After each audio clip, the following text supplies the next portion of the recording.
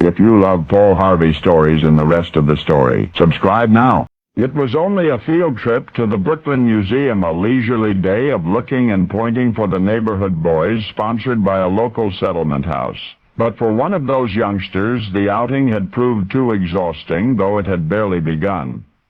While the others had hurried off, laughing and shouting in search of mummies and Malaysian blowguns, this one, a scrawny Italian immigrant boy named Angelo Siciliano, slumped on a stone bench in the main hall and waited. As he did most days, for this particular day, to him his near 16 years had seemed the centuries of physical fatigue and social torment brought to America by his mother when he was 10. Angelo's new home happened to be one of the toughest sections of Brooklyn. He was weak and thin, pale, promptly picked on by pint-sized brawlers. Only recently he had been beaten senseless by a neighborhood bully who was wielding a mere sack full of ashes. On good days he could barely climb the steps to his front street apartment, though his family lived on the ground floor. And so, trying not to reflect on the seemingly endless travail which was his young life, Angelo Siciliano sighed and stared at the museum floor. Then, across the main hall, his gaze fell upon a statue, a giant white marble sculpture of a man. Transfixed, the boy rose and solemnly approached it.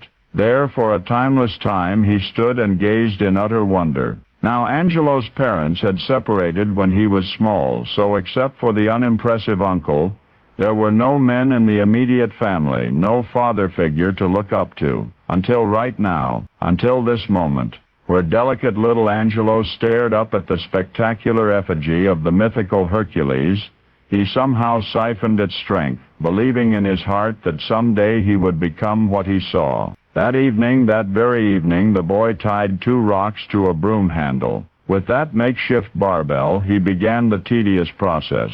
Because he could not afford real athletic equipment, he eventually devised a method of making one muscle group struggle against another in order to build both.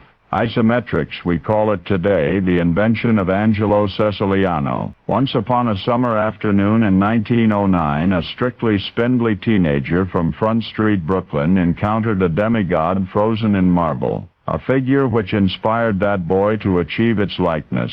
And Angelo would one day awaken the entire world to the virtues of physical culture. He would himself appear on mighty muscle covers at ages 25 and 75, although you recall that human titan by the title which he chose for himself, Charles Atlas. The annals of Greek and Roman mythology recount the impossible challenges, the 12 labors of the great Hercules. But there was one last labor. A quiet reclamation in a statuary hall in Brooklyn, one which the poets neglected to relate. Only now you know the rest of the story.